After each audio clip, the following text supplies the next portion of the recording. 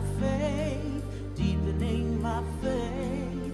Hope is the dawning light within me, feeding and deepening my faith. Let's do that together.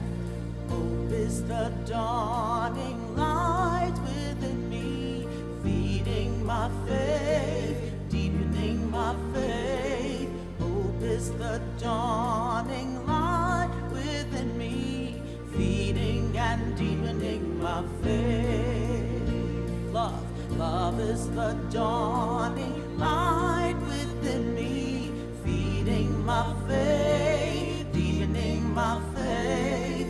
Love is the dawning light within me, feeding and deepening my faith. Grace is the dawning light within me, feeding my faith, deepening my faith. Grace is the dawning light within me, feeding and deepening my faith. Joy is the dawning light within me, feeding my faith, deepening my faith. Joy is the dawning light within me, feeding and deepening my faith. Hope is the dawning light within me, feeding my faith, deepening my faith. Hope is the dawning light within me, feeding and deepening my faith, feeding and deepening my faith, feeding and deepening my faith. Let's sing. Feed my faith, feed my faith, feed my faith, feed my faith, feed my faith, feed my faith, feed my faith, feed my faith, feeding and deepening my faith.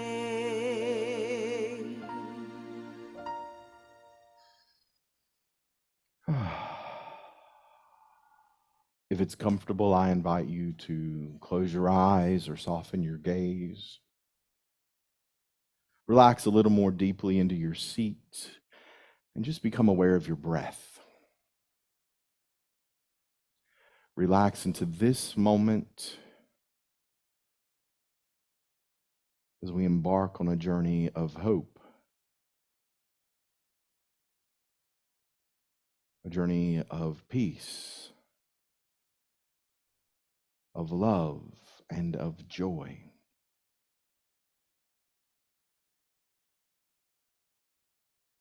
In this time together, we seek to deepen our understanding, deepen our awareness, to grow in faith, to feed our faith, to deepen our faith.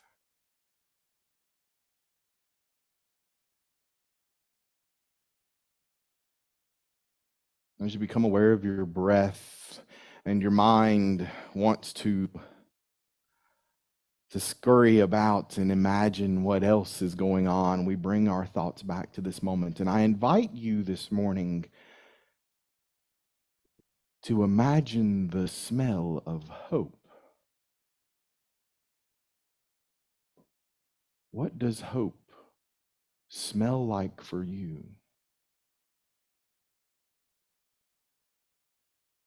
For me, it is the incredible scent of pine cones in the wintertime.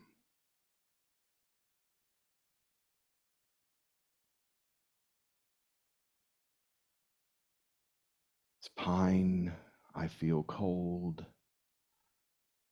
but I have hope because there is a time for every season.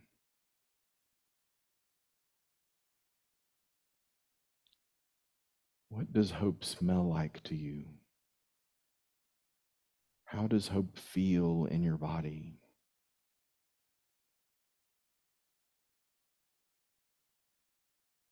Now I invite you to shift your awareness to your heart center.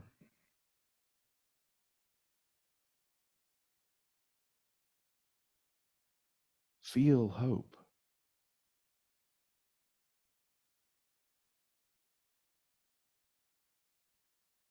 Allow hope to grow in your consciousness. Allow it to feed your faith.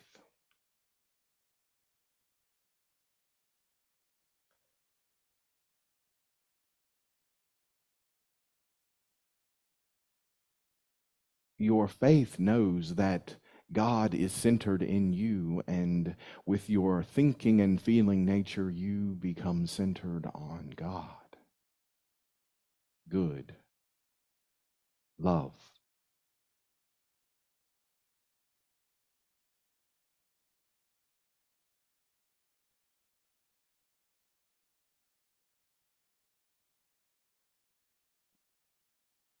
And with this simple word that says so much, with this word hope, sit for a moment in the stillness and the silence of consciousness where you know that you are individualized as an expression of the Christ. Sit in the stillness and the silence for a moment and know. And when you are pulled away, simply in your quiet voice in your mind, say, hope, and return to the truth in the silence.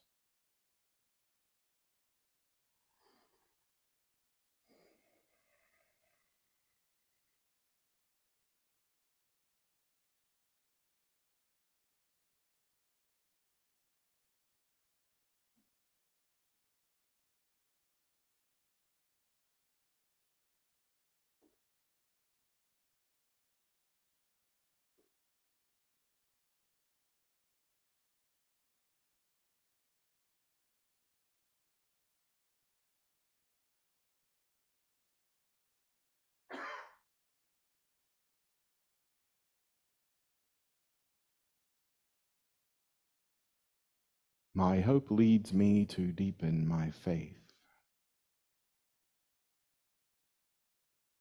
My hope leads me to deepen my faith. Say that with me. My hope leads me to deepen my faith.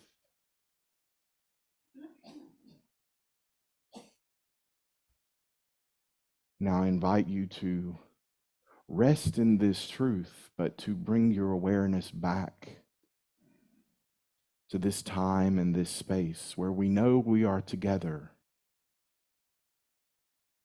We are here to feed and to deepen our faith. And so it is, and so we let it be.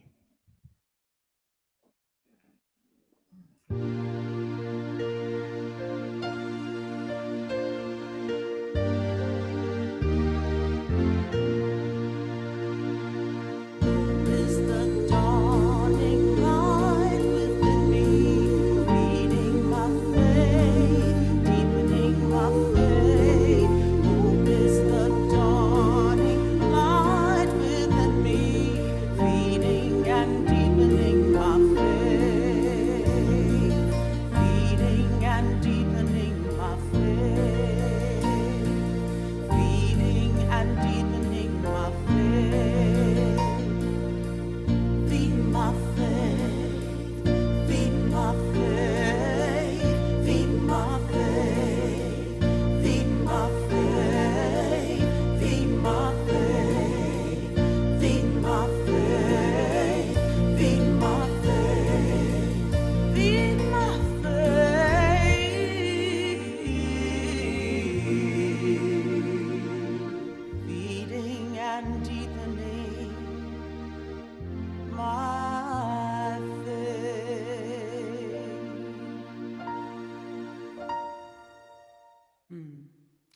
And as we prepare to receive Rev Todd's message, let us sing this one by Daniel Namod, Up, Up, Up to a Higher Place.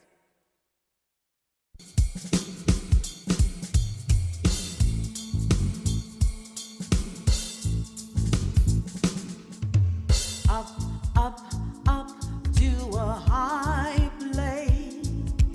Up, up, up, far beyond this time and space. Up, up, up to a high place. I feel my soul rising to a higher place. Sing it with me. Up, up, up to a higher place. Up, up, up, far beyond this time and space. Up, up, up to a higher place. I feel my soul rising to a higher place. A higher place, a higher place. I feel my soul rising to a higher place. No more forward, no more backward, no more spinning around and around. My life is moving ever upward. My feet are leaving the ground. Let's sing it together. Up, up, up, up to a higher place. Up, up, up, far beyond this time and space. Up, up, up to a higher place. I feel my soul rising to a higher place. A higher place, a higher place. I feel my soul rising to a higher place. No more downward, no more darkness, no more wandering the point of it all. My life is destined, oh, for greatness. My soul has answered the call. Let's sing up, up, up, up to a higher place. Up, up, up, far beyond this time and space. Up, up, up to a higher place. I feel my soul rising to a higher place. A higher place, a higher place. I feel my soul rising to a higher place. Higher place, a higher place, a higher place. I feel my soul rising to a higher place. I feel my soul rising to a higher place. Thank you, Deidrey. Do y'all feel your soul going up to a higher place? Do you feel your soul going up? Okay. If you hadn't been in a while or you're new, I like you to talk back. Remember that. You got to talk back to me. You can take me out of the Pentecostal church, but you can't take the Pentecostal out of me. Got to call back to the higher place. We're getting called up. Sometimes it might feel like that's a power surge. Ever felt a power surge? But you know, a power surge is actually defined as an unexpected and uncontrolled surge in power. Uncontrolled and unexpected. See, it can be uncontrolled and unexpected when you're not putting your faith in the right place. But if we are centered in this idea that, oh my, everything happens to me, then we are not centered in God. Even if God is centered in us, as Eric Butterworth said. So our evolution, our expansion of consciousness has everything to do with the power we're going to talk about today, because we've been reading New Thought for a New Millennium. Everybody remember this? New thought for a new millennium. And it is so serendipitous in the world. It is such a blessing to me that I come in, and one of our friends that came in on Friday afternoon for the last of this 12-part series studying Carolyn Mace's work. This past Friday's lesson was sacred power, and today we're talking about the power of power, the faculty of power, that faculty that's represented with purple. Do you love how I color coordinate? I'm very creative that way. And I invite you maybe to think about your power that way too. When you get dressed in the morning, think about what attribute do I need today? Dress that way. I learned that from Bill and Cher Holton. And if you've ever seen Bill's and Cher's amazing, colorful clothing, you know it's true. But you can decide, what do I need to actualize today? Wear that color. Wear that color. Right? Charlie's wearing imagination today. Beth is wearing faith. Amy is wearing renunciation. Release. Sometimes when we don't, and as always, Kath is wearing pink. She's wearing love. It's all the love. It's all the love. Power, according to Charles Fillmore, is man's innate control over his thoughts and feelings.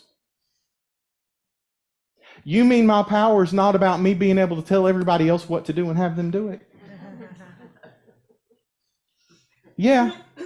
Your power is about your ability to control your own thoughts and your own feelings in this unfoldment to understand the truth of who you are, that you are an individualized expression of good, of love, of light, of peace, of hope, of faith.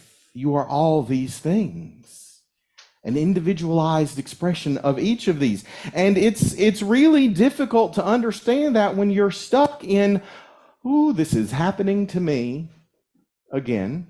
Have you ever seen that? Again and again and again. You know why it's happening again? You haven't used your faculty of power to control your thoughts and your feelings in order to have a new experience of life. That place where we think everything is happening to us is victim consciousness. Everything happens to us.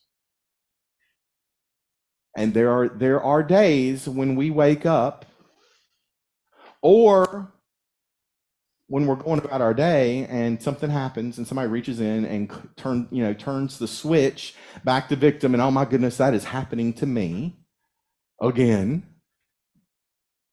We can be in victim consciousness, but as long as we're in victim consciousness, we feel like everything in the world is happening to us because we haven't used our power to control what we're thinking. And eventually we learn that we can be in control and we become victors. And we start deciding, and we identify that there is a power and we can control it, and then we start doing fun things like manifesting parking spots. You ever done that? Right? We make somebody call. We affirm to the universe, and suddenly some check out of nowhere shows up in the mailbox because we needed that. We start using it, this newfound power, like The Secret tells us to, right? And we just start manifesting left and right without realizing that in order to hold on to those things that we are manifesting, we have to change in consciousness in order to hold on to those things. And as we begin to realize that, we begin to realize that the best way to use this faculty of power is to surrender. to surrender and become not the victor, because every time there has to be a victor, that means that there is still someone who's a victim. And if we believe that someone else can be a victim, then we're also in consciousness making it okay for us to be a victim. So we have to let go of all that, and we can become a vessel. We are the vehicle of God's power.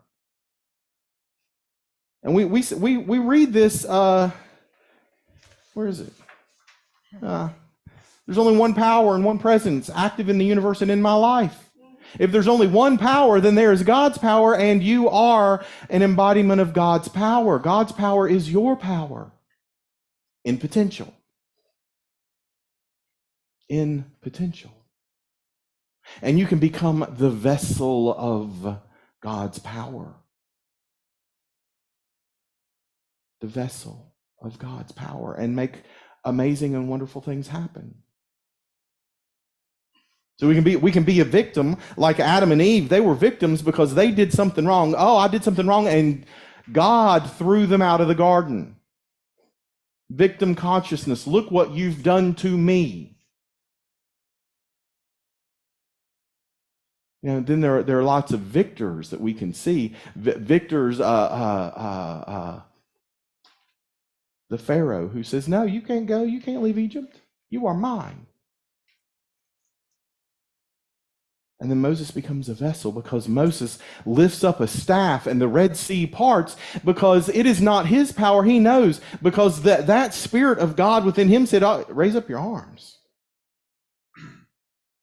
And there's a path forward when we open ourselves up to be this vessel. And now in this Advent season, as we contemplate hope, and then we contemplate peace and joy and love, we begin to understand that even vessel consciousness is still duality. Because if you are a vessel, then God is separate from you. And so our power becomes resting in the truth that you and God are one. Oneness is the truth, and that you are an individualized expression of absolute good and unconditional love coming forth at the point of you.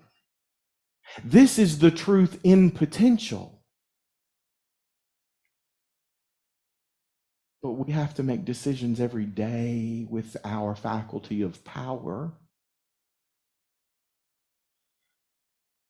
to choose the right thoughts, to think the right thoughts, to focus on the right feeling, that we are supported, that we are safe, that there is nothing that we need to do to have this power,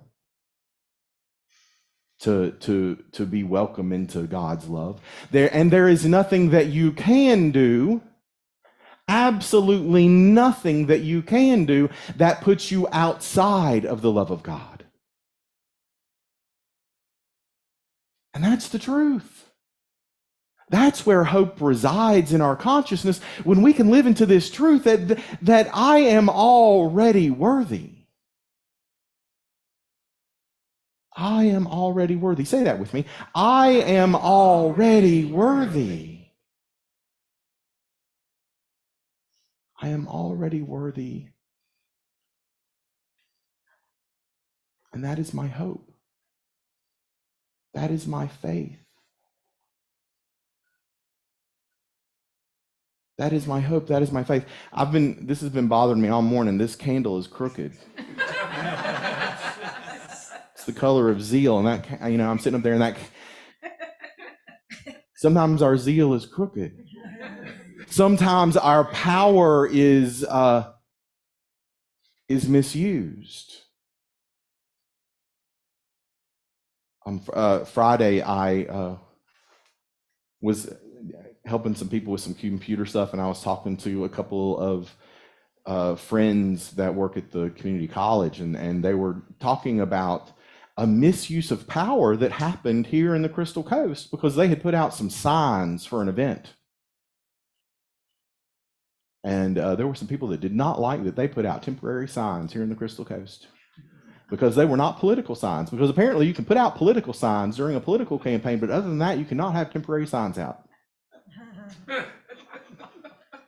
yard sales. Well, it's, and there was no compromise. It was a black and white, this is the way it has to be. And see, power, the power is to see the truth and know that there is always an answer. There is always a solution in spirit for every human need. But sometimes the powers that be want to see it this way. And so they don't use their faculty of power to have the right thoughts, and then they misuse their will, they misuse their zeal, right? Because they become willful, and you're going to do it my way, Carolyn. Don't forget, you're going to do it my way. And if you don't, there's going to be a punishment. And so when those things happen and we see those things, we can, that's when one of those times when somebody reaches in and turns your switch back from vessel back down to victim, and you're like, oh, this is happening to me. Only if you let them flip the switch, right? You're in control of your thinking and feeling nature, and you have to remember that that person is also an individualized expression of the one. And we get to forgive them. We get to love them. We get to, in our mind, in that faculty of imagination, we get to see them in the truth of who they are, lifted up, unfolding, changing their mind, seeing from a new perspective, right? Turning the other cheek. We get to invite them into new relationship with truth in our imagination, and we get to love them. That's so poetic and pretty, isn't it? If only it were that easy. It is. It can be difficult until we've had enough practice, right? And if we're only doing this meditation thing on Sunday morning, it's a hobby. It's not a spiritual practice. We come together to feel the support of a community of believers so that we know we are not alone. There is a lot of gift in the idea of feeling a sense of belonging, a sense of togetherness, of people who share ideas. And then you're invited to go home and practice on your own, with your spouse, with your children, with your loved ones, to learn to be the love, the power, the will, the order, the imagination, the zeal, the renunciation. We'll give you all a preview of our Christmas Eve service, right? We're looking at all of these 12 different powers, our 12 powers. But we just said at the beginning of our service, there's only one power and one presence. We individualize each one of these powers. If anyone's visiting, that's what all the colors represent, are each of the 12 powers. We individualize them so that we can conceptualize what these powers mean, because it's really difficult to talk about the infinite with our limited capacity to understand. Because even though we are fully divine in potential, we are also fully human. And so together we are walking home in this unfoldment, this evolution of consciousness, where we are sometimes a victim, and sometimes we're a vessel. And sometimes when we've sat in the silence enough, when we've prayed enough, when the stars aligned, then suddenly we know verity. We know that we are one with the one. There is no separation. I live for those moments. And there are masters of many different faiths that will say that even if you just have a glimmer of that experience for a second, it makes 10 years of practice worth it. But that's the journey that we're on in this season of Advent, to know our oneness. Because at Unity, we celebrate the birth of Jesus because it reminds us of the truth that the Christ is born in us. The Christ is born in me. Say that with me. The Christ is born in me.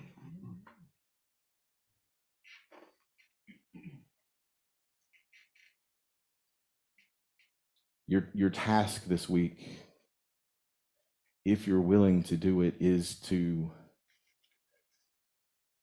not have a power surge because it's unexpected and uncontrolled, but to have a surge of power, to claim your own divinity, to take control of the thoughts that show up when you believe in lack and limitation, when you believe in separation, when you make someone other. When you do those things, come back to the truth and have a surge of your power, have a surge of the truth that I am one with the one and I am one with you. There is only one. Absolute good and unconditional love. And I surrender my power to be that presence. I surrender my power to be that presence. And if you did not get one of these amazing envelopes, make sure you get one on your way out today, because it has a book in it. And it's like the daily word. And every day there is a message in here for you that will help you deepen your faith. And faith is one of our powers, and power is one of our powers. And since there's only one power, that as you deepen your faith, you deepen your power. And as you deepen any one of your powers, you deepen the truth. You deepen your love, which is the truth of who you are. So can you make that a goal this week? Can you have a surge of power in your consciousness this week? It does not come without an investment of time.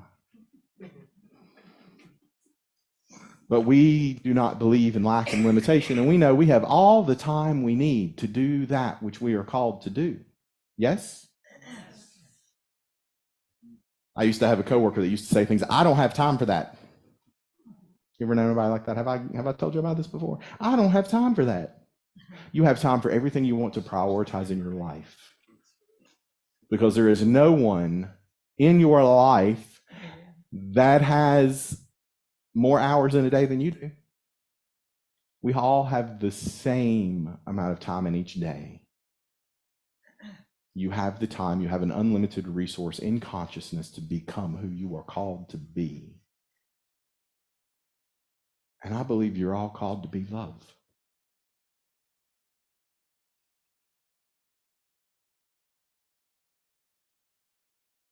That's what I got today. I love and appreciate you all. As we have spoken, so it is, and so we let it be. Amen. Thank you, Rev Todd. Let us sing this one by, I think it's Eddie Watkins. And it's God is, I am. Right here, right now, as we listen to those